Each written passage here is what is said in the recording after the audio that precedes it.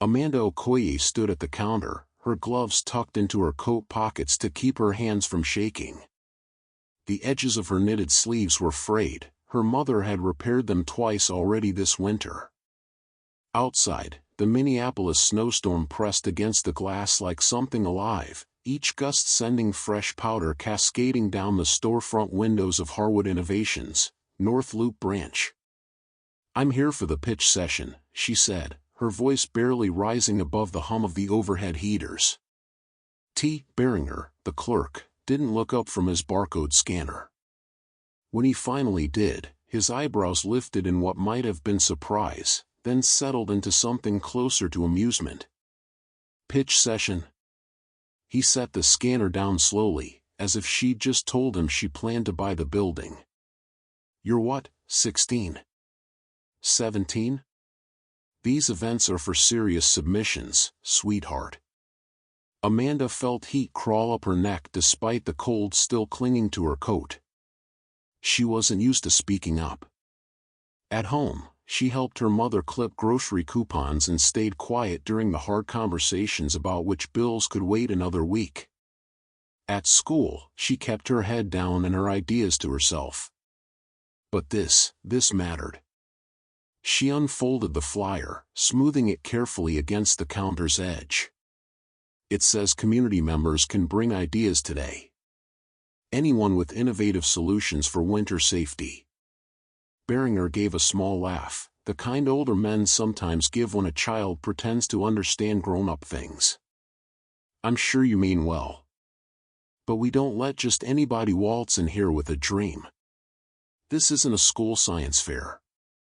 Near the window displays, an older gentleman in a tan canvas jacket paused, watching Amanda with quiet attention, not pity, but the kind of protective concern grandfathers carry for young people trying their best against long odds. Amanda's fingers tightened slightly on the flyer. "I emailed your CEO last week," Mr. Harwood said. "Our CEO?" Beringer's laugh grew louder. "Silas Harwood hasn't personally met with a walk-in since Bush was president. Trust me, darling. He's not reading emails from teenagers." The words stung, but Amanda had learned long ago how to stand still when things hurt. She lowered her eyes, trying to gather herself, when suddenly the back office door swung open with more force than necessary. Two employees hurried out, one clutching a tablet like it contained urgent news. "Barry, you need to see this," the young woman said, breathless. "Unless it's about missing inventory. It's from the executive floor." She lowered her voice. "Direct message from Silas Harwood." The store went quiet. Even the soft instrumental music playing overhead seemed to fade. Beringer's irritation slipped into confusion. "What message?" The employee turned the tablet toward him. His face went pale as snow. "Escort Amanda Okoye to the executive lounge immediately. If you're already hooked by Amanda's story, hit that subscribe button right now. We bring you real, gripping stories like this every week, the kind that respect your intelligence and your time. Don't miss the next one." 2 months earlier, the radiator in Amanda's building had given its last groan and gone silent. It happened on a Tuesday night, the kind of December evening when the cold didn't just touch you, it lived in your bones.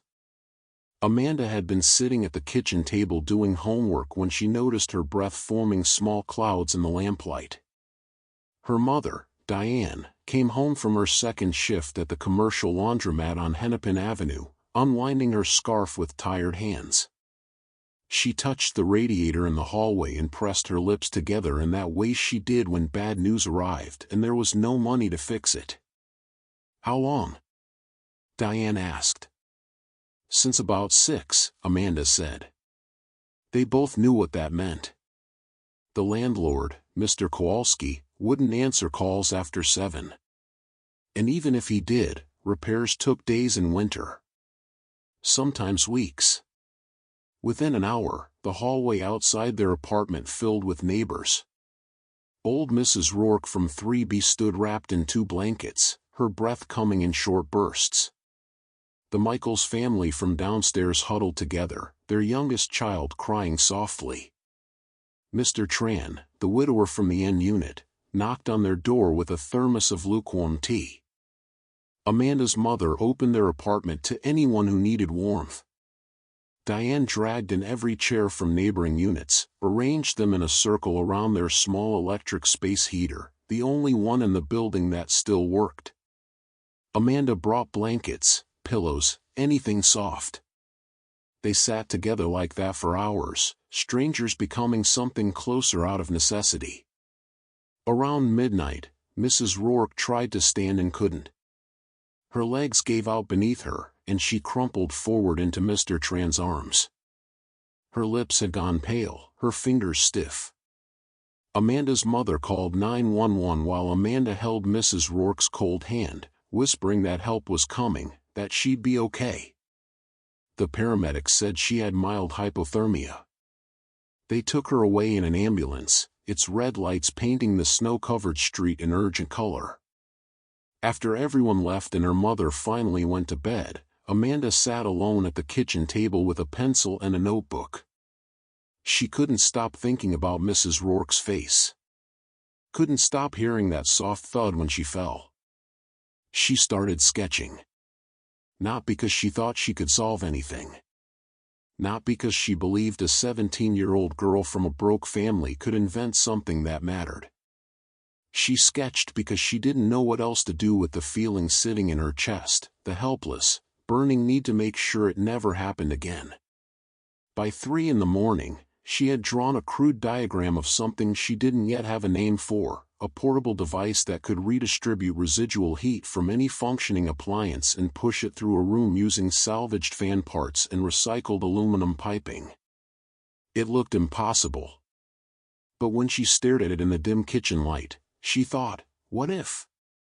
And that question, quiet, stubborn, hopeful, refused to let her sleep. Amanda lived on Quincy Avenue, a street that didn't appear in tourism brochures or city development plans. The kind of neighborhood where people knew each other's names because they had to, because survival meant checking on the elderly during storms, sharing meals when paychecks stretched too thin, and watching each other's children when work schedules overlapped. The buildings were old, their brick faces stained with decades of winter salt and summer rain. Some apartments still had the original radiators from the 1940s, iron beasts that clanked and hissed when they worked and went ominously silent when they didn't. Amanda's mother worked 2 jobs. During the day, she cleaned offices in the business district downtown. At night, she ran industrial washing machines at the laundromat, her hands raw from hot water and detergent.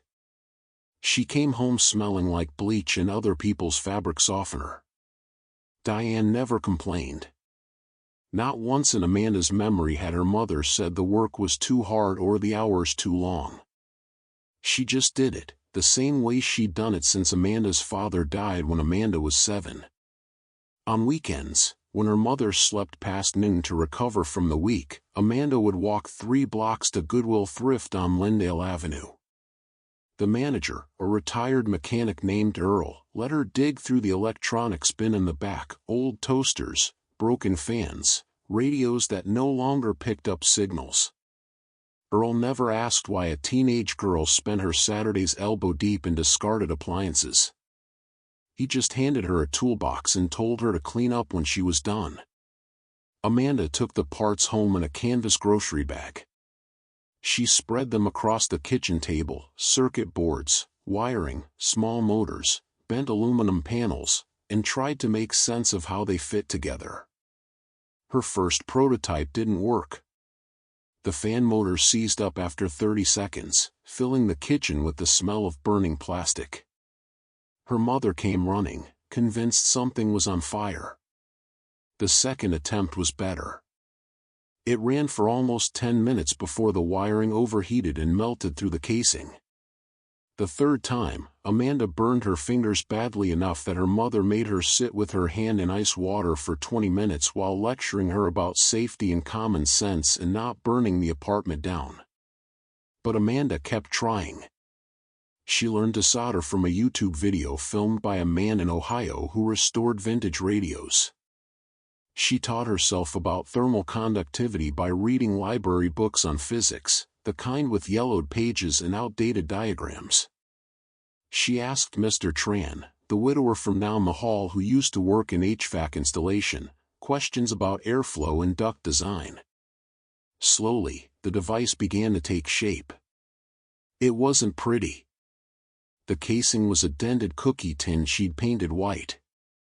The fan blades came from a thrift store box fan. The aluminum piping was salvaged from an old window unit air conditioner Earl let her have for free. But it worked. When she plugged it into the wall outlet and positioned it near the space heater, it pulled the warm air and pushed it across the room in a steady, even flow. The temperature difference was small, maybe 3 or 4 degrees, but it was real. Measurable. Amanda sat on the kitchen floor watching it hum and thought about Mrs. Rourke's pale lips.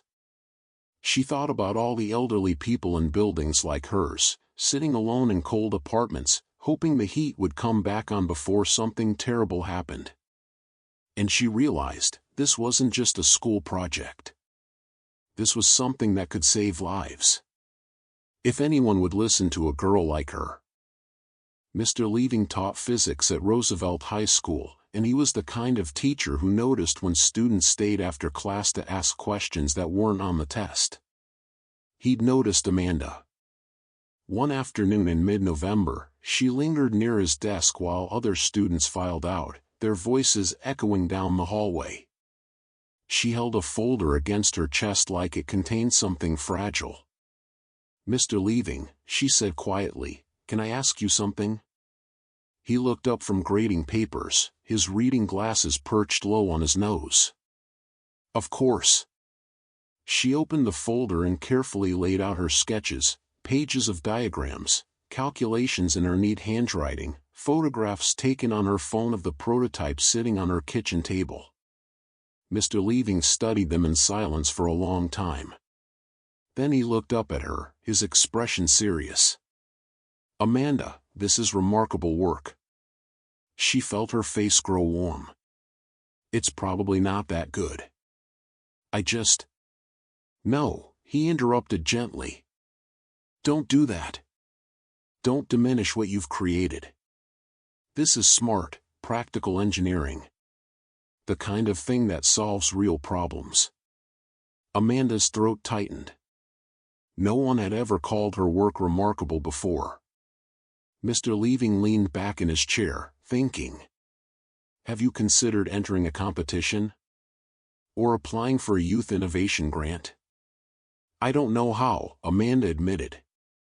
"And most of those things cost money to enter."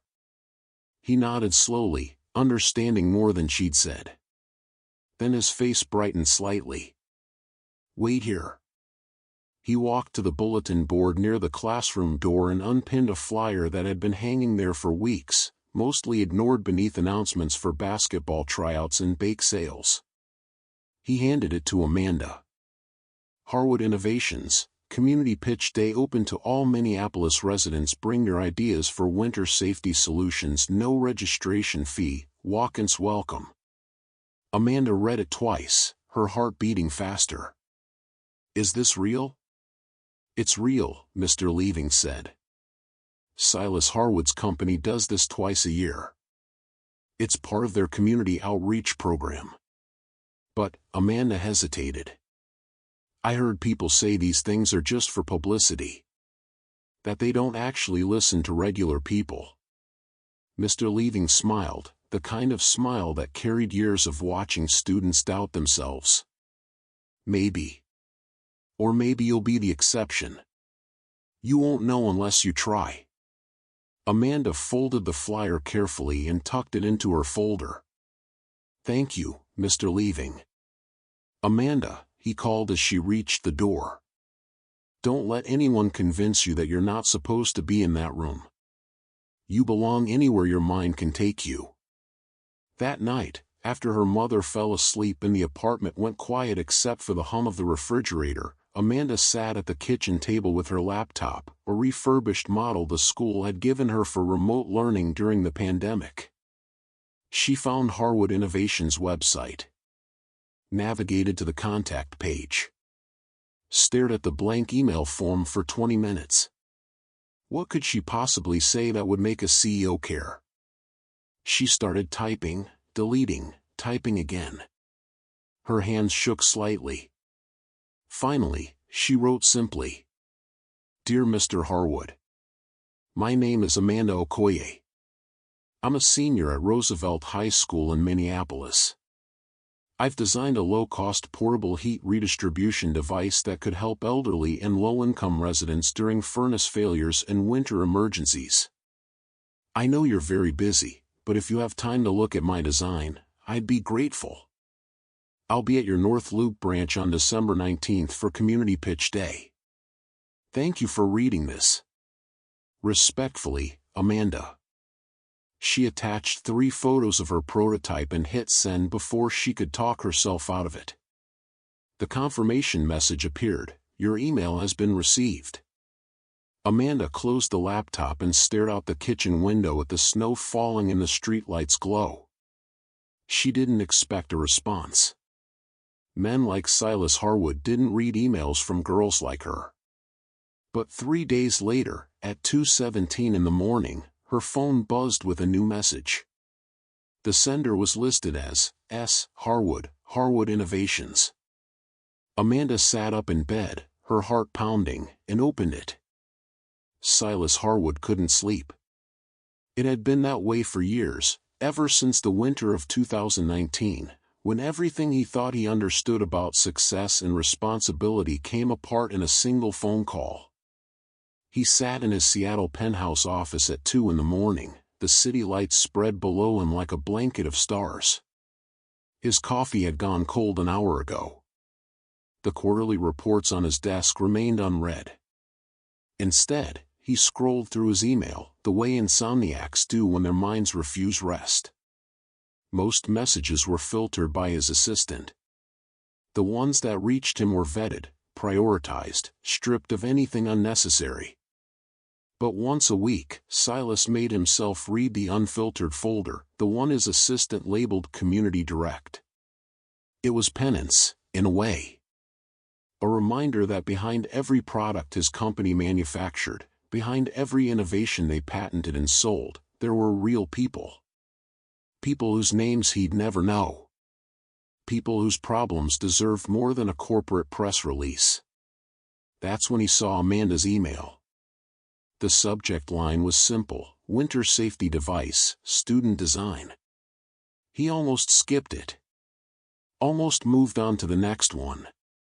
But something about the way she'd written it, no flashy promises, no exaggerated claims, just a quiet request for his time, made him pause. He opened the attachment. The first photo showed a device that looked like it had been assembled in someone's kitchen. A dented tin casing. Mismatched parts. Hand-soldered connections that weren't pretty but appeared functional. The second photo showed technical drawings, neat, precise, annotated with calculations. The third photo showed the device sitting on a worn kitchen table, a measuring tape beside it for scale, and in the background, barely visible, a modest apartment that reminded Silas of the place he'd grown up in 40 years ago. He read her email 3 times. Then he leaned back in his chair and closed his eyes. He was thinking about Marianne. His younger sister. The one who'd called him during a February cold snap in 2019, her voice small and scared, saying the heat in her building had been out for 2 days and the landlord wasn't answering. Silas had been in Berlin for a conference. He'd told her to go to a hotel, that he'd cover it, that she just needed to get somewhere warm. She'd said she couldn't leave. Her neighbor, an elderly man with emphysema, didn't have family. Someone needed to check on him. Silas had promised to call her back after his morning session. But the session ran long. Then there was a lunch meeting. Then an interview with a German tech magazine. By the time he remembered to call, it was evening in Seattle. Marianne's phone went to voicemail. She'd been found unconscious in her apartment 18 hours later, severe hypothermia, her body trying to keep warm by shutting down everything non-essential. The elderly neighbor had died during the night. Marianne survived. But she'd never forgiven him for not calling back sooner. For putting a conference, a lunch meeting, an interview ahead of her voice saying "I'm scared." They barely spoke now. Silas opened his eyes and looked at Amanda's email again. This girl, 17 years old, living in the same kind of building Marianne hadn't waited for someone to save her neighbors. She'd tried to build something that could. With scrap parts and borrowed tools and nothing but stubborn hope. He thought about all the engineers on his payroll. All the designers with advanced degrees and six-figure salaries. All the people who worked in climate-controlled offices and went home to houses with reliable heating. Not one of them had designed anything like this. Not because they couldn't, but because they'd never needed to. Silas pulled up a blank email and began typing. Amanda. I received your message.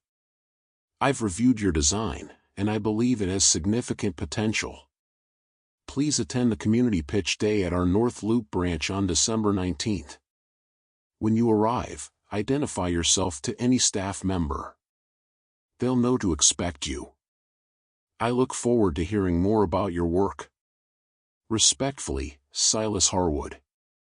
He hit send before he could second-guess himself.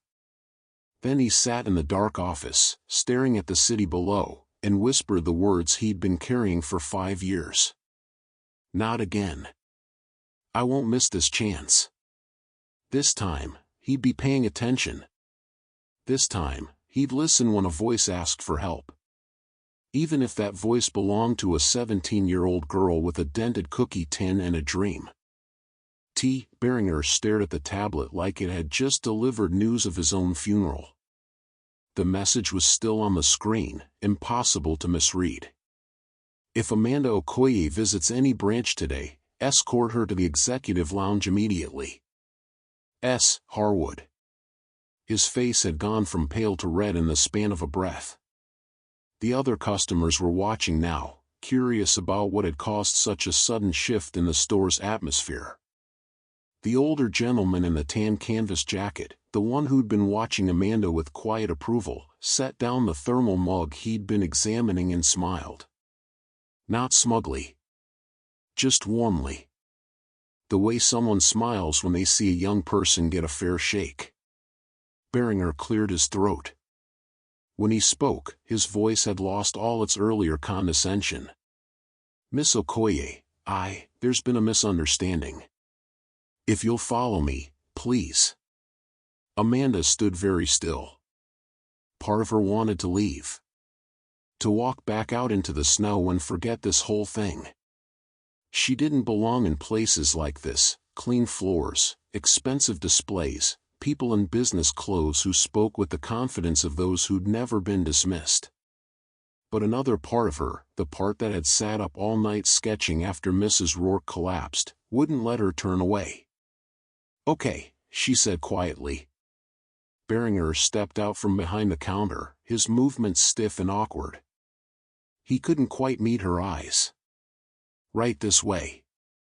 Amanda followed him through the store, past aisles of smart home devices and winter safety equipment that cost more than her mother made in a week. The other employee, the young woman who'd brought the tablet, walked ahead to unlock a door marked staff only. Behind them, Amanda heard the older gentleman say to no one in particular, "Sometimes the world surprises you." The hallway beyond the door was different from the showroom, narrower, utilitarian, fluorescent lights humming overhead. Beringer led her past storage rooms in a break area where two employees sat eating lunch, their conversation stopping mid-sentence as Amanda walked by.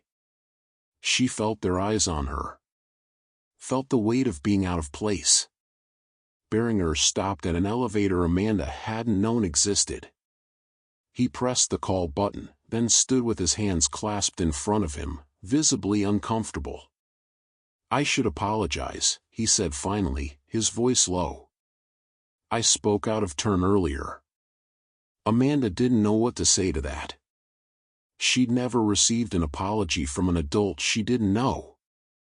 It felt strange. Insufficient, but sincere. "It's okay," she said, "because that's what you were supposed to say." "It's not," Beringer replied. "But thank you."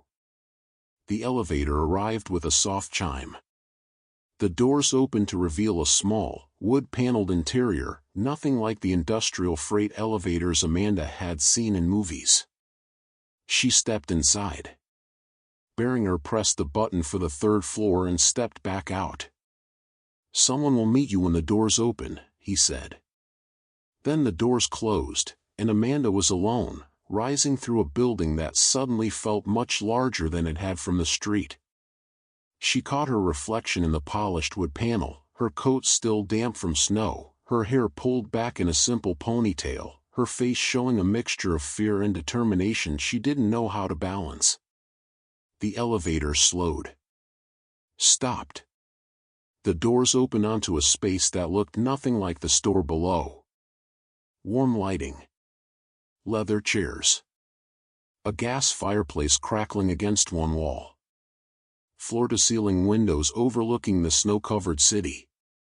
A woman in her 30s, dressed in a charcoal blazer, stood waiting with a kind smile. "Amanda Okoye?" Amanda nodded, not trusting her voice. "Welcome. Mr. Harwood is connecting via video call in just a few minutes. Can I get you anything? Coffee? Hot chocolate?" Amanda shook her head. Her mouth was too dry for drinking. "All right. Please, have a seat." Amanda sat in one of the leather chairs, her hands folded in her lap, and tried very hard not to think about how close she'd come to turning around and walking out the door. Somewhere in Seattle, Silas Harwood was preparing to call. And Amanda had no idea her life was about to change completely. The video screen mounted on the wall flickered to life without warning. Amanda straightened in her chair, her heart suddenly loud in her ears. The face that appeared was not what she'd expected. Silas Harwood looked tired, the kind of tired that lives behind a person's eyes even when they're smiling. He was in his late 50s, black, with silver threading through his short hair. He wore a sweater, not a suit, and sat in what looked like a home office, bookshelves visible behind him. He looked human. "Amanda," he said, and his voice was unexpectedly gentle. "Thank you for coming in today. I know the weather isn't cooperating." She found her voice, though it came out smaller than she'd intended. "Thank you for reading my email." Silas smiled, and it reached his eyes. "I read a lot of emails. But yours stayed with me." The woman in the charcoal blazer, Amanda learned her name was Catherine, the regional operations director, sat in a chair to the side, a tablet in her lap, observing quietly. "I want to start," Silas continued, "by saying that what happened downstairs was unacceptable. Mr. Beringer will be receiving additional training on how we treat community members. You deserved better." Amanda didn't know what to do with that. She nodded. "Now," Silas leaned forward slightly, his expression shifting to something more focused, "tell me about your device. Not the technical specifications yet. Just why you built it." Amanda took a breath. She'd practiced this moment in her head a dozen times, but now, faced with the actual question, her prepared words scattered. So she told him the truth instead. "Our building's heat went out in December," she said. "The radiator failed. It was freezing. My mom brought all the neighbors into our apartment to stay warm, but it wasn't enough. Mrs. Rourke, she's 82, she collapsed from the cold. The paramedics said she had hypothermia." Silas's expression didn't change, but something in his eyes did. A flicker of recognition. Of shared understanding. After that night, Amanda continued, I couldn't stop thinking about it. About how many other people are sitting in cold apartments right now, waiting for landlords to fix things that should have been fixed years ago. About how many Mrs. Rourkes are out there. So you built something, Silas said softly. I tried to. I didn't know if it would work. I used parts from Goodwill and watched YouTube videos to learn how to solder. It took me 7 tries before I got it right. 7 tries, Silas repeated, and Amanda couldn't tell if he was impressed or doubtful. The first 6 failed, she admitted. One of them almost started a fire. My mom made me promise to be more careful. Silas smiled again, and this time there was something knowing in it. That sounds like a mother. Catherine spoke up for the first time. Amanda, do you have the prototype with you? Amanda nodded, reaching for her backpack. She pulled out the device carefully, the dented cookie tin casing, the salvaged fan, the hand-soldered connections wrapped in electrical tape. She set it on the coffee table between them, suddenly aware of how crude it looked in this polished room with its leather chairs and gas fireplace. It's not pretty, she said. I know that. Silas studied it through the screen, leaning closer. Catherine, can you show me the connections? The intake valve? Catherine lifted the device carefully, angling it toward the camera so Silas could see the details. He was quiet for a long moment. Then he looked directly at Amanda through the screen. How much did this cost you to build? About $43. Most of the parts were donated or recycled. And how long does it take to assemble? Once you know what you're doing? Maybe 3 hours. Silas sat back in his chair, his expression unreadable. Catherine glanced at him, and Amanda saw something pass between them, some wordless communication she couldn't interpret. Amanda, Silas said finally, I want to be very clear with you. What you've built here is not a toy. It's not a school project. This is legitimate engineering. Amanda's throat tightened. Really? Really? We have a team of designers who work on winter safety solutions. They have advanced degrees, years of experience, and access to resources you couldn't dream of. And not one of them has designed something this practical, this affordable, or this scalable. He paused, letting that sink in. I need you to see something, he said. Something I don't usually share. Catherine stood and moved to a cabinet on the far wall, pulling out a folder. And as she walked back toward Amanda, Silas Harwood began to tell a story he'd been carrying for 5 years. A story about his sister, a cold snap, and a phone call he'd been too busy to return. Amanda listened as Silas told her about Marianne.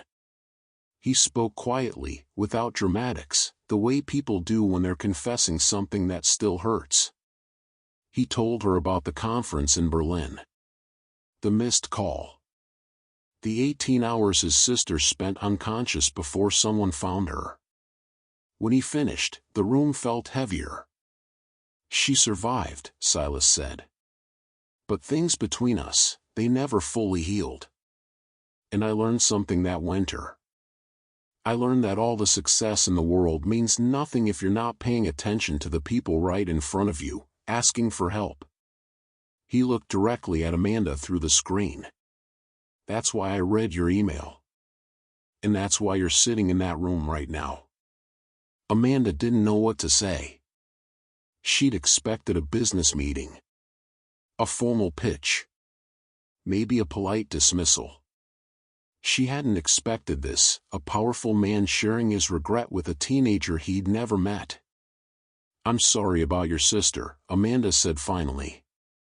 Thank you. She's doing better now. Works as a social worker in Tacoma. Helps people navigate housing assistance programs. He smiled faintly. She's tougher than I ever was. Catherine cleared her throat gently, redirecting. Amanda, Mr. Harwood asked me to pull some files from our winter safety division. I'd like you to look at what we're currently developing. She opened the folder and laid out several glossy photographs and technical schematics. Amanda leaned forward, studying them. The devices were sleek, professionally designed. Expensive-looking. Each one carried the Harwood Innovations logo. These are our current prototypes, Catherine explained. This one uses smart home integration to regulate temperature across multiple rooms. This one connects to a mobile app for remote monitoring. This one has voice-activated controls. Amanda studied them carefully. They were impressive. Beautiful, even. But they were also complicated. And expensive. How much do they cost? Amanda asked. Catherine glanced at Silas before answering.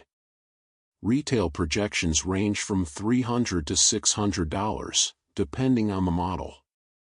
Amanda looked up, her expression troubled. That's more than most people in my building make in a week. I know, Silas said from the screen. That's the problem we keep running into.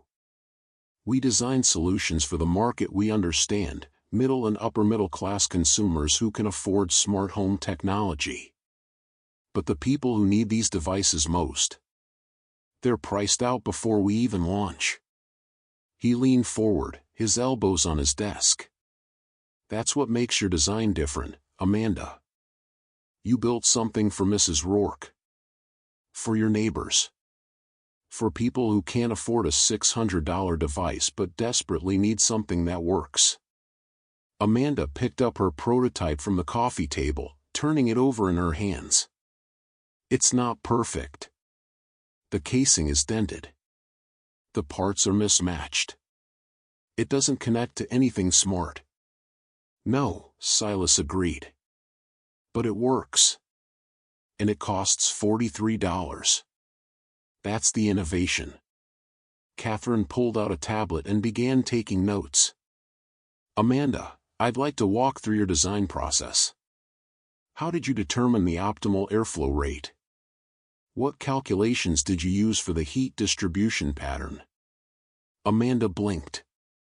I didn't really use calculations. I just tried different configurations until one worked. I tested it with a thermometer and measured the temperature difference across the room. Trial and error, Catherine said, not dismissively, but with interest. I didn't know the right formulas, Amanda admitted. I'm still in high school physics. Silas smiled. Some of the best engineers in history worked by trial and error. Edison tried thousands of filament materials before he found one that worked in a light bulb. Sometimes intuition matters more than formulas. Amanda felt something loosen in her chest. She'd been afraid they'd dismiss her because she didn't have the right credentials, the right vocabulary, the right background. But Silas was looking at her device the way Mr. Leaving had looked at her sketches, with respect. With recognition. I want to propose something, Silas said. And I want you to think about it carefully before you answer. Amanda set down the prototype and gave him her full attention. I'd like to bring you into our design process. Not as a consultant, you're 17, and there are legal limitations there. But as a youth innovation partner. You'd work with our engineers to refine your design. We'd help you file for a patent under your name. And when we're ready to manufacture, we'd ensure it's distributed to the communities that need it most, low-income housing, elderly care facilities, homeless shelters. He paused. But I need you to understand something. This won't be fast. It won't be easy. There will be people in this company who question whether we should be investing resources in a $43 device when we could focus on higher-margin products. Will you fight them? Amanda asked quietly. Silas didn't hesitate. Yes. Why? He was quiet for a moment, choosing his words. Because 5 years ago, I wasn't paying attention when someone needed help. And I won't make that mistake again. Amanda looked down at her prototype, the dented tin, the mismatched parts, the thing she'd built in her kitchen with borrowed tools and stubborn hope. Then she looked back at the screen, at the man who'd stayed up past 2 in the morning reading emails from strangers. Okay, she said. I'm in. Silas smiled, and for the first time since the call began, he looked less tired. Good. Catherine will coordinate the next steps. But Amanda, there's one more thing you need to know. What? Not everyone is going to be happy about this. Some people are going to try to stop it. Amanda frowned. Why would anyone want to stop something that helps people? Silas's expression grew somber. You're about to learn a hard lesson about how corporations work. But I promise you this, I won't let them bury your idea. He glanced at something off-screen, then back at Amanda. Catherine, make sure Amanda gets home safely. The storm's getting worse. Will do, Catherine said. The screen went dark. And Amanda sat in the leather chair, holding her $43 prototype, wondering what she'd just agreed to. And whether she was ready for what came next. That night, after Amanda had gone home and the North Loop branch had closed for the evening, Silas Harwood sat alone in his Seattle office and allowed himself to remember the full story. The one he'd only told Amanda part of. It had been February 2019. Cold snap warnings across the Pacific Northwest. Temperatures dropping below freezing for the first time in years. Seattle wasn't built for that kind of cold, not the way Minneapolis was. People didn't know how to prepare. Marianne had called him on a Wednesday afternoon. He remembered because he'd been in the middle of pitching their Q2 strategy to a room full of investors in Berlin. His phone had buzzed against the conference table. He'd glanced at it, Marianne, and silenced it. She'd called again 20 minutes later. He'd sent her to voicemail, texting, in a meeting. Call you tonight. She'd texted back, heat's out. Building super won't answer. It's really cold. He'd typed, go to a hotel. I'll cover it. Send me the receipt. She'd replied, can't leave. Mr. Chen next door has emphysema. Someone needs to check on him. And then Silas had been pulled back into the meeting, and the text thread had faded from his mind beneath projections and profit margins and the performance he was expected to deliver. By the time his evening session ended and he remembered to call, it was past midnight in Seattle. Marianne's phone went to voicemail. He'd told himself she was asleep. That she'd found somewhere warm. That she was fine. The call came at 4 a.m. Berlin time. Their mother. Voice shaking. Marianne had been found unconscious by a neighbor who'd come to check on Mr. Chen. Both of them were hypothermic. Mr. Chen had died during the night. Marianne was in critical condition. Silas had caught the first flight home. By the time he reached the hospital in Seattle, Marianne was awake but wouldn't look at him. The doctors said she'd been unconscious for at least 16 hours. Her core temperature had dropped to 85 degrees. Another hour, maybe 2, and she would have died. She'd spent 3 days in the ICU. Silas had sat beside her bed, trying to apologize, trying to explain that he'd thought she was safe. She'd finally looked at him on the 3rd day and said, very quietly, "You chose a meeting over me." "That's not." "You did, Silas. And you can't undo that." She'd recovered physically. But something between them had broken that couldn't be fully repaired. She moved to Tacoma 6 months later, took a job helping people navigate social services, and spoke to Silas only on birthdays and major holidays. He'd built his career on innovation, on solving problems, on creating things that made people's lives better. But when his own sister had needed him, he'd failed her. That failure lived in his chest like a stone. He'd thrown himself into winter safety initiatives after that. Funded research. Developed products.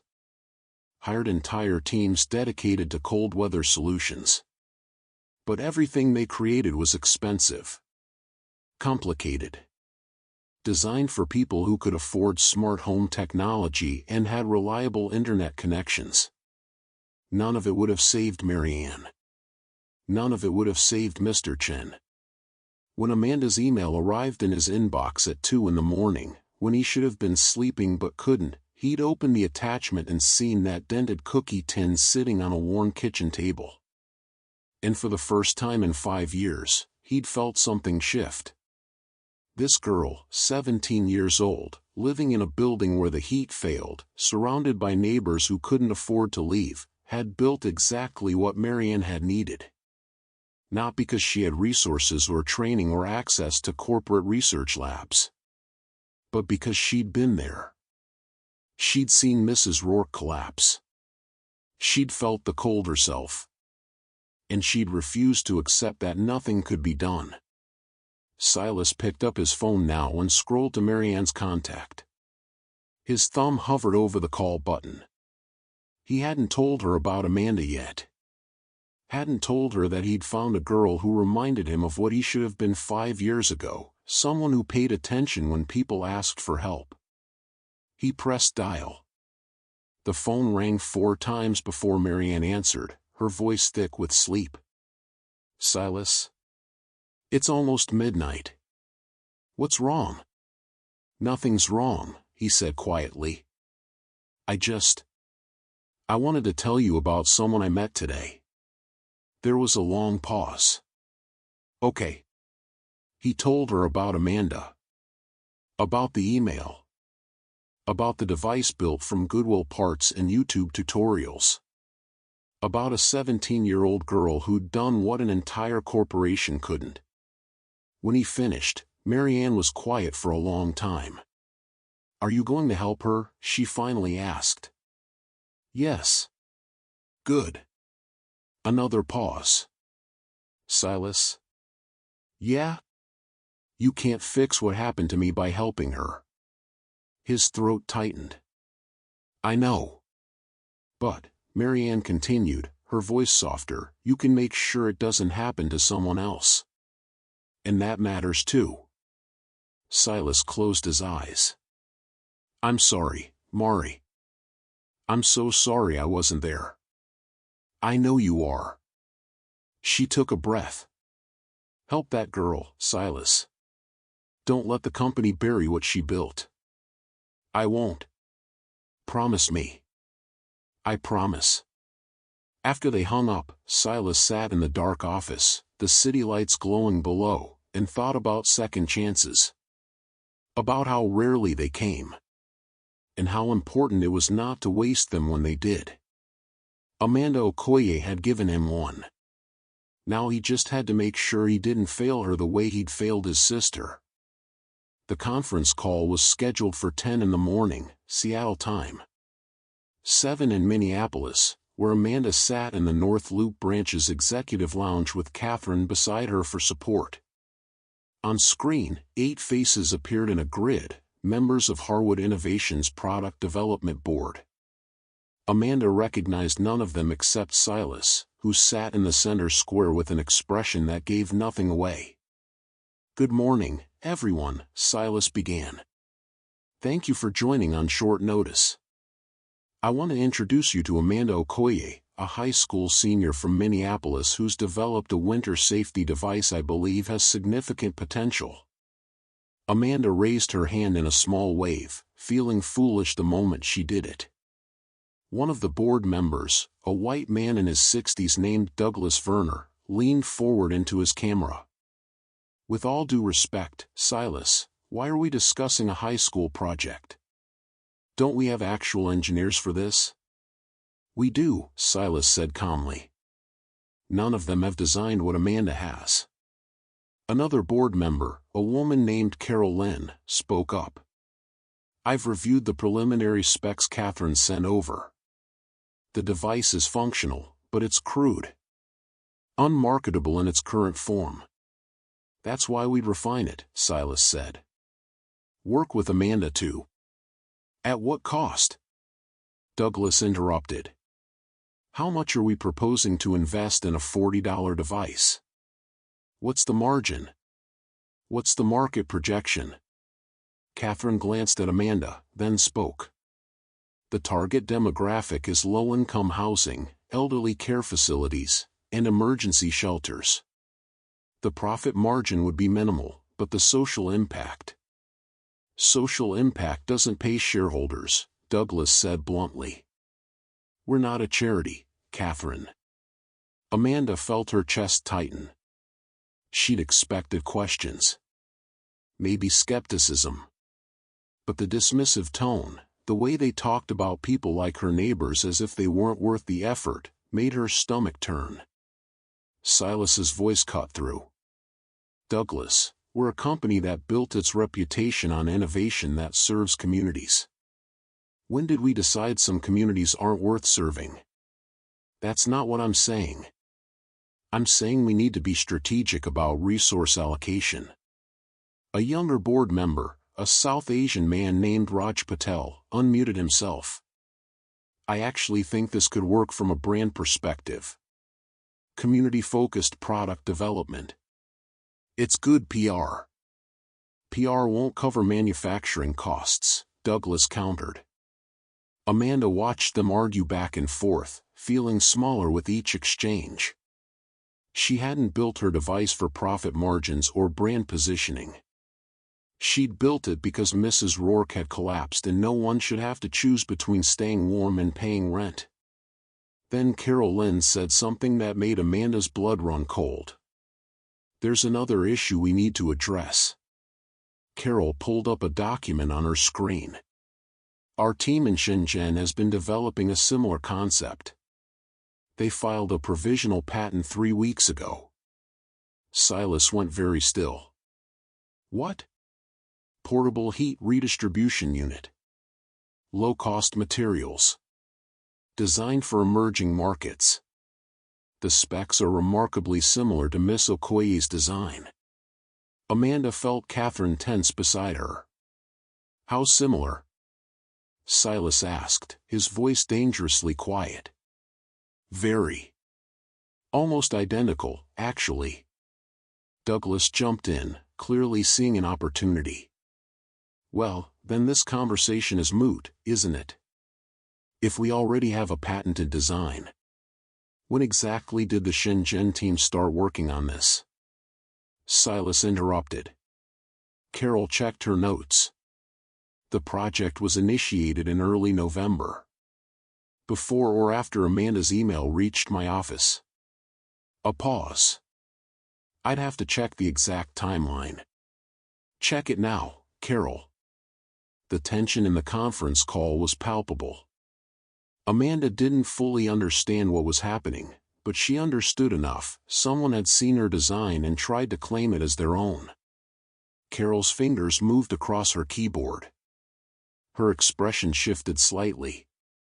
The email from Shenzhen proposing the project came in on November 14th. And when did Amanda's email reach me? Silas asked. Catherine answered. November 9th. Silence. So 5 days after a community member submits an innovative design directly to me, Silas said slowly, our overseas team suddenly decides to develop something remarkably similar. That's interesting timing, wouldn't you say? Douglas cleared his throat. Silas, I'm sure it's just a coincidence. Heat redistribution isn't exactly a novel concept. The specific configuration is. The materials. The assembly method. Those are Amanda's innovations. With respect, Douglas said, his voice hardening, Amanda is a minor with no legal standing to. She has every legal standing to claim intellectual property theft, Silas said. And if that patent filing in Shenzhen was based on her design without her knowledge or consent, this company has a serious problem. Amanda found her voice, though it came out smaller than she wanted. I don't understand. Someone stole my idea? Catherine put a hand on her shoulder. We don't know that yet. But Silas's expression said otherwise. Carol, he said, I want access logs for everyone who viewed Amanda's email and attachments. I want communication records between my office and the Shenzhen facility for the 2 weeks following November 9th. And I want the name of whoever initiated that patent filing. Silas, this seems like an overreaction, Douglas began. This is a 17-year-old girl who trusted us with her work, Silas said, his voice cutting. If someone in this company betrayed that trust, I will find out. And there will be consequences. The call went silent. Amanda sat very still, her hands folded in her lap, and wondered if she'd made a terrible mistake by walking through that door. We'll reconvene tomorrow, Silas said. Amanda, stay on the line. Everyone else, you're dismissed. The other faces disappeared from the screen one by one, until only Silas remained. He looked at her with an expression she couldn't quite read, anger mixed with something else. Determination, maybe. Or guilt. Amanda, he said quietly, I'm sorry you had to hear that. Did someone really steal my design? I don't know yet. But I'm going to find out. And if they did, we'll make it right. How? Silas leaned forward, his voice firm. By fighting for you. That's what I should have done the first time. And that's what I'm going to do now. But as the screen went dark and Catherine began explaining what would happen next, Amanda couldn't shake the feeling that she'd just stepped into something much bigger and much more dangerous than she'd ever imagined. 3 days later, Amanda was called back to the North Loop branch for what Catherine called a validation meeting. Amanda didn't know what that meant, but her mother insisted on coming with her this time. Diane took the afternoon off from the laundromat, unpaid hours they couldn't afford to lose, and sat beside Amanda in the executive lounge, her hand resting protectively on Amanda's knee. Silas appeared on screen again, but this time he wasn't alone. Beside him sat a woman in her 40s wearing a blazer, her expression serious. Amanda, this is Jennifer Oakes, our head of legal, Silas said. She's been reviewing the situation with the Shenzhen patent filing. Jennifer nodded at the screen. Amanda, I need to ask you some questions about your design process. When did you first begin work on this device? Amanda glanced at her mother, who nodded encouragement. The night Mrs. Rourke collapsed. December 3rd. And did you document your work? Sketches, notes, photographs? Yes. I have everything in a notebook. And photos on my phone from when I was testing it. Can you provide those to us? Amanda pulled out her notebook, the same one she'd shown Mr. Leaving months ago. The pages were worn, some corners bent, margins filled with calculations and crossed-out ideas. She opened to the first sketch, dated clearly at the top, December 3rd, 2023, 11:47 p.m. Catherine used her phone to photograph each page while Jennifer watched through the screen, taking notes. These timestamps are going to be important, Jennifer said. They establish clear documentation of your work before the Shenzhen team filed their patent. So someone did steal it? Diane asked, her voice sharp. Jennifer hesitated. We're still investigating the exact chain of events. But yes, it appears someone accessed Amanda's email attachments and forwarded the information to our overseas facility without authorization. Who? Amanda asked. We're not at liberty to say yet, Jennifer replied. But we will be taking appropriate action. The door to the executive lounge opened, and Catherine stepped aside to let someone in. Amanda turned and saw the older gentleman from the store, the one in the tan canvas jacket who'd watched her with quiet approval when Beringer was dismissing her. He was taller than she'd realized, late 70s, with silver hair and the kind of weathered face that suggested a lifetime of outdoor work. He carried a leather briefcase and moved with the careful deliberation of someone whose joints didn't bend quite as easily as they used to. "Amanda," Silas said from the screen, "this is Walter Brennan. He's a retired mechanical engineer who worked for us back in the 80s. I asked him to serve as an independent witness today." Walter smiled at Amanda, the same warm smile he'd given her in the store. "Miss Okoye. It's good to see you again." "You were there that day," Amanda said softly. "I was. Came in looking for a gift for my wife. Ended up seeing something much more interesting." He set his briefcase on the coffee table and pulled out a yellow legal pad covered in dense handwriting. "Mr. Harwood asked me to examine your device and provide an independent assessment of its technical merit," Walter said. "I've spent the last 2 days reviewing your design, testing your prototype, and comparing it to the Shenzhen patent filing." He put on reading glasses and consulted his notes. "First, I want to say that what you've accomplished here is exceptional. Not just for a high school student, for anyone. You've solved a problem that professional engineers have been struggling with for years: how to create effective, affordable heat redistribution in a portable format." Amanda felt her mother's grip on her knee tighten. "Second," Walter continued, "the Shenzhen filing is not just similar to your design. In several key areas, it's identical. The intake valve configuration, the airflow pattern, the specific gauge of aluminum piping. These aren't coincidental similarities. Someone copied your work." Diane spoke up, her voice steady but angry. "Can we sue them?" Jennifer answered. "We're exploring options. But first, we need to establish Amanda's claim as the original inventor." Walter nodded. "Which brings me to my third point.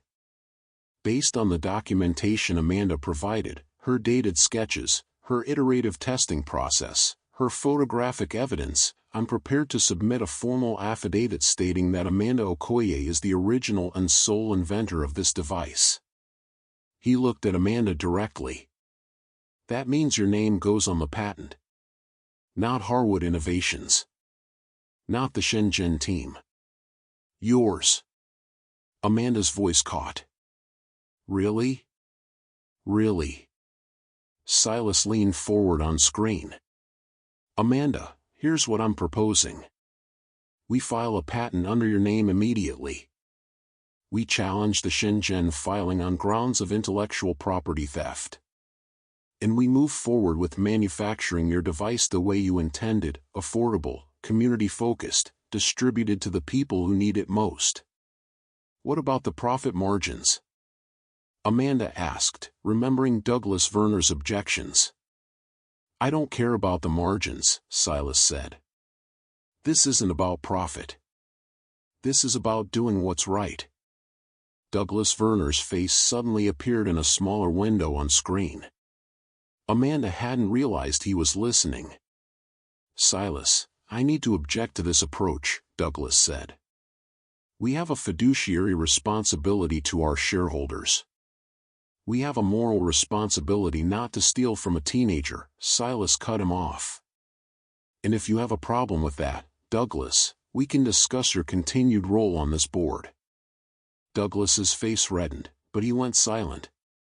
Walter cleared his throat, drawing attention back. "There's one more thing, Amanda. Mr. Harwood told me about your neighbor, Mrs. Rourke."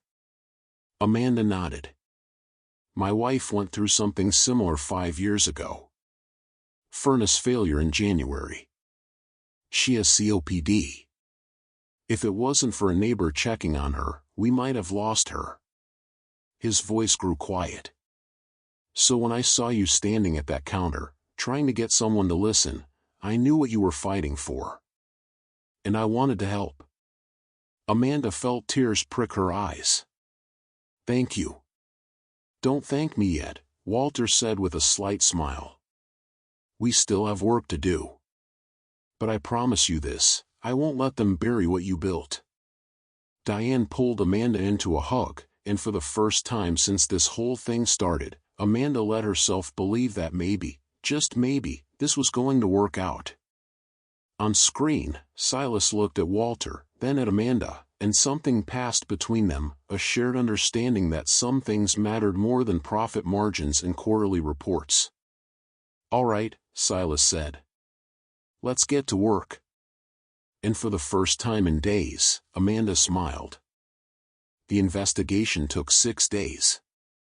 Jennifer Oakes and her legal team worked around the clock, pulling email logs, reviewing access records, and interviewing staff members who'd had contact with Amanda's initial submission.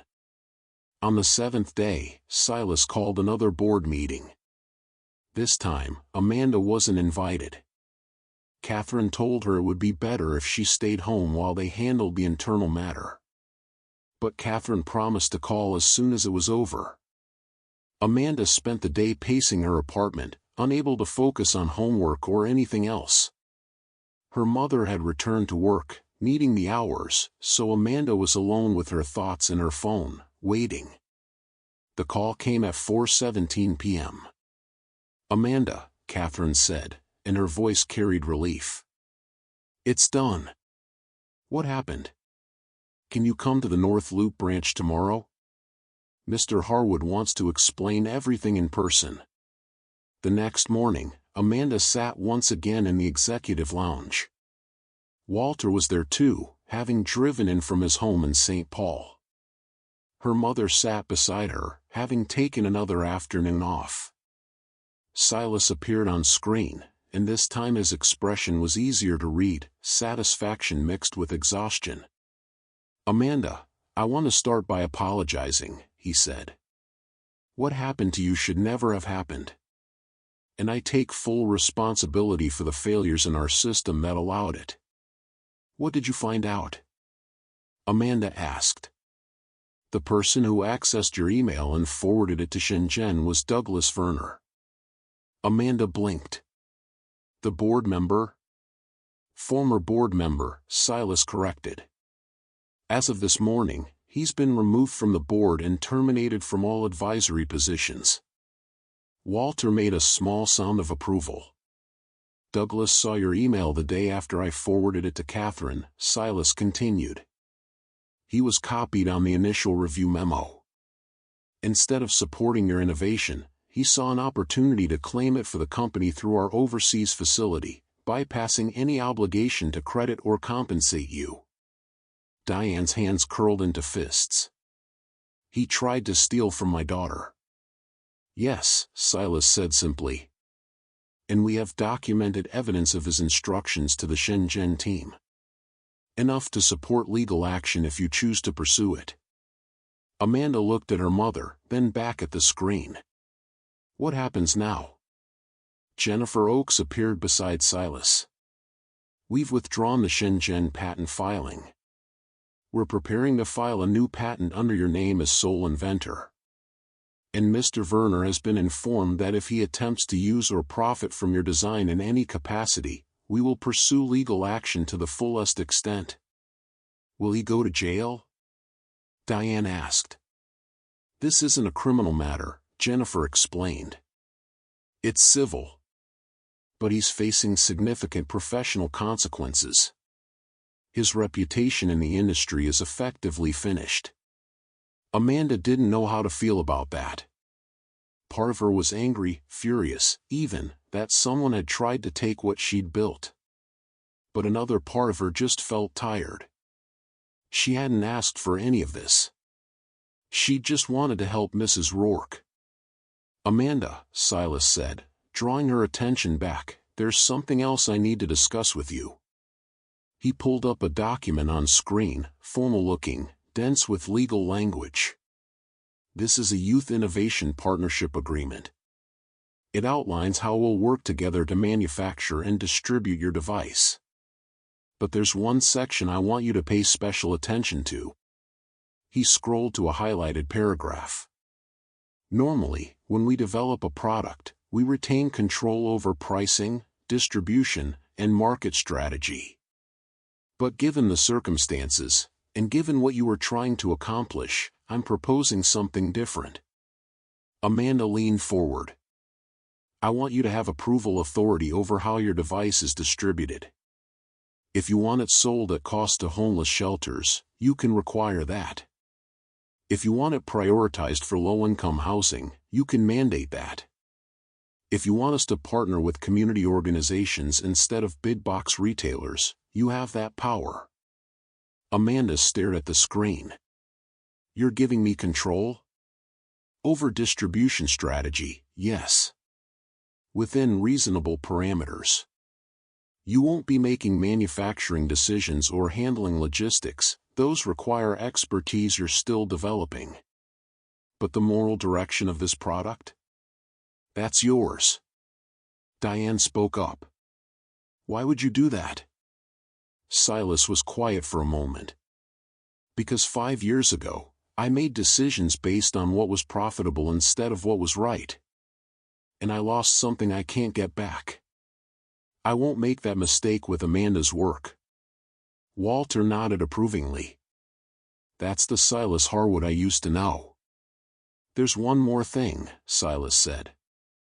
Amanda, what do you want this device to be called? She hadn't thought about that.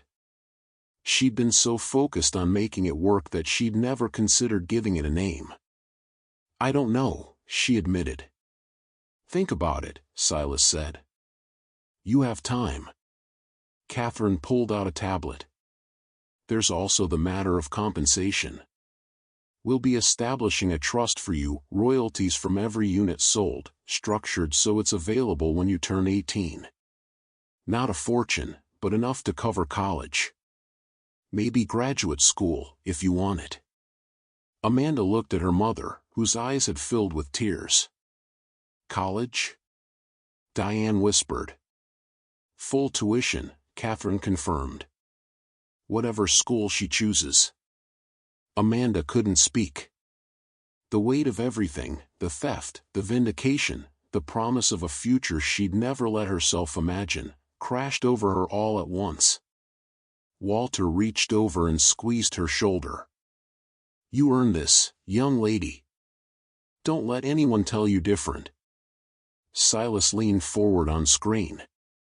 Amanda, I need to ask you something, and I want you to be honest. Okay. Do you trust me? After everything that's happened, do you trust that I'll honor what we're promising here? Amanda thought about it. About the email sent at 2:17 in the morning. About Silas telling her about his sister. About him firing a board member who'd tried to steal from her. Yes, she said. I trust you. Silas nodded, and for just a moment, his professional mask slipped and she saw the grief he still carried. The weight of knowing he'd failed someone who needed him. Thank you, he said quietly. I won't let you down. And Amanda believed him. 2 weeks later, a team of 3 engineers from Harwood Innovations arrived at Amanda's building on Quincy Avenue. They came in a company van marked with the logo, carrying equipment cases and tablets. The neighbors watched from windows and doorways, suspicious of anyone official-looking who showed up in their neighborhood. Amanda met them in the lobby, her mother standing beside her. The lead engineer, a woman in her 30s named Sarah Chen, smiled warmly. Amanda. Good to finally meet you in person. They shook hands, and Amanda led them upstairs. Mrs. Rourke was there, sitting in Amanda's living room in the same chair she'd collapsed beside 2 months earlier. She'd recovered fully, though she moved more slowly now, more carefully. Mr. Tran was there too, along with several other neighbors who'd huddled together that cold December night when the heat died. Sarah set up the refined prototype on the kitchen table, Amanda's design, but manufactured with proper components, professional casing, safety certifications. "This is your device," Sarah said to Amanda. "We've kept everything you designed. The airflow pattern, the heat distribution method, the low-cost materials. We just made it safer and easier to manufacture at scale." She plugged it in and turned it on. The device hummed to life, quieter than Amanda's original, smoother, but unmistakably the same core design.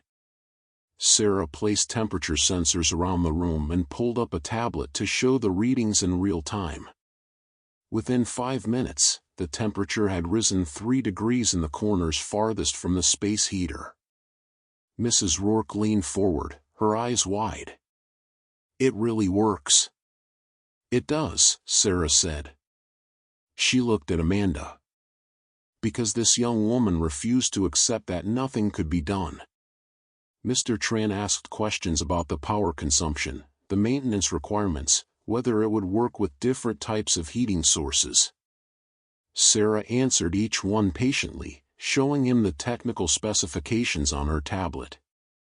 One of the other engineers, a younger man named Marcus, knelt down to show Mrs. Rourke how to operate the controls, simple switches, nothing digital, exactly as Amanda had designed it. "We're going to do a pilot program here," Sarah explained. 20 units distributed to residents in this building and 3 others nearby. We'll monitor performance, gather feedback, make adjustments if needed." "How much will they cost?" Diane asked, her arms crossed protectively. "For the pilot? Nothing. They're free. After that?" Sarah glanced at Amanda. "Your daughter gets to decide pricing for low-income distribution. But we're projecting retail around $60. For subsidized programs, probably $30. Less than Amanda's original prototype had cost, because manufacturing at scale brought efficiencies she couldn't achieve in her kitchen. Mrs. Rourke reached out and took Amanda's hand. Her fingers were warm now, strong. "You saved my life, honey. You know that?" Amanda's throat tightened. "I just didn't want it to happen again." "Well, it won't. Not here. Not anymore." After the engineers finished their installation and left to visit the other buildings, the neighbors stayed. Someone made coffee. Someone else brought cookies from their apartment. They sat together in Amanda's small living room, the device humming quietly in the corner, and talked. Mr. Tran told stories about his years in HVAC, the things he'd seen, the people he'd tried to help. Mrs. Rourke talked about her late husband, who'd been an electrician and would have been proud of what Amanda built. Diane sat beside her daughter, one arm around her shoulders, and cried quietly, the kind of tears that come from relief and pride and the overwhelming realization that maybe, just maybe, things were going to be okay. That night, after everyone had gone home and the apartment was quiet again, Amanda stood at her window looking out at Quincy Avenue. The street was the same. The buildings were still old, still weathered, still home to people who worked too hard for too little. But something had changed. Not in the neighborhood. In her. She'd walked into that corporate office expecting to be dismissed, expecting to be told that girls like her didn't belong in rooms like that. Instead, she'd found someone who listened. Someone who fought for her. Someone who believed that the smallest voices could build the strongest heat. Her phone buzzed. A text from Mr. Leaving, heard about the partnership. "Proud of you, Amanda. Your mother would be too." She smiled, typing back, "Thank you for believing in me." His response came quickly, "I didn't make you brilliant. I just helped you see what was already there." Amanda set her phone down and looked at the device sitting on her kitchen table, the refined version, the one that would soon be in 20 apartments, then 200, then 2,000. She thought about Mrs. Rourke's warm hand. About her mother's tears. About Walter's quiet validation. About Silas's late-night emails and the guilt that drove him to do better. She thought about all the people she'd never meet whose apartments would stay warm because of something she'd built in this kitchen. And for the first time since that terrible December night when the heat died, Amanda Okoye let herself feel something she'd been afraid to feel. Hope. Not the desperate kind that comes from wishing things would change, but the solid, earned kind that comes from knowing you changed them yourself. The Veterans Day Technology Fair at the Minneapolis Convention Center was one of the largest in the Midwest. Companies from across the country showcased innovations in everything from medical devices to agricultural equipment to consumer electronics. Harwood Innovations had a prominent booth near the center of the main hall. And standing on the small stage beside Silas Harwood, wearing a simple navy dress her mother had helped her pick out, was Amanda Okoye. The crowd wasn't huge, maybe 60 people, mostly industry professionals, journalists, a few community advocates. But it felt enormous to Amanda, whose hands trembled slightly as she held the microphone. Silas stood beside her, not in front of her. He'd insisted on that. This was her moment. "Thank you all for coming," Amanda began, her voice soft but steady. "My name is Amanda Okoye, and I'm a senior at Roosevelt High School here in Minneapolis." She paused, gathering herself. 2 months ago, the heat went out in my building.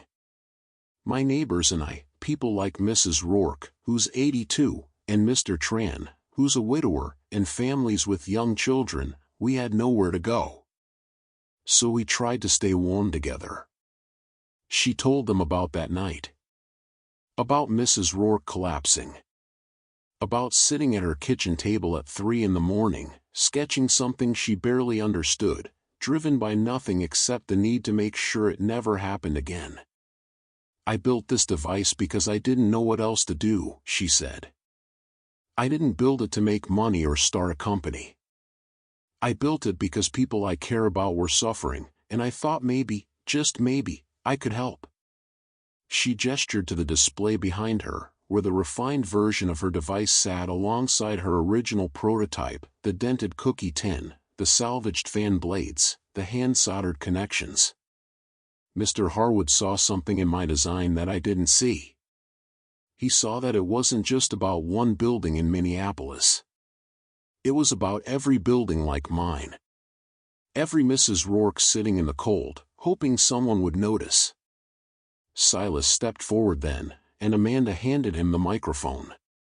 What Amanda's too humble to say, Silas told the crowd, is that she solved the problem our engineers had been struggling with for years. Not because she had more resources or better training, but because she understood the problem personally. She lived it. He explained the partnership, the patent in Amanda's name, the distribution strategy focused on low-income communities and emergency shelters. He explained that profit wasn't the goal, impact was. "This device will retail for $60, Silas said. For subsidized programs serving vulnerable populations, we're offering it at cost, $28. And every unit sold will generate a small royalty for Amanda's college fund." Someone in the audience started clapping. Then others joined. Within seconds, the whole crowd was applauding. Amanda felt her face grow warm, tears threatening. She hadn't expected this. Hadn't expected to feel seen and valued in a way she'd never experienced before. After the presentation, people lined up to ask questions. Journalists wanted interviews. Community organizers wanted to discuss distribution partnerships. A woman from a homeless advocacy group hugged Amanda and thanked her through tears. But the moment that mattered most came 2 hours later, after the crowds had thinned and Amanda was sitting on a bench near the exit, exhausted and overwhelmed. A man approached, middle-aged, wearing a Veterans Day pin on his jacket. He sat down beside her without asking. "You probably don't remember me," he said. Amanda looked at him, confused. I was at the North Loop branch that day. Stood near the back when that clerk was giving you a hard time. Amanda's eyes widened. You were there? I was. And I wanted to tell you something. He looked at her directly. I'm a Navy veteran. Served 2 tours. Came home to nothing, no job, no apartment, ended up in a shelter for 8 months. One of the coldest winters of my life. He paused, his voice roughening slightly.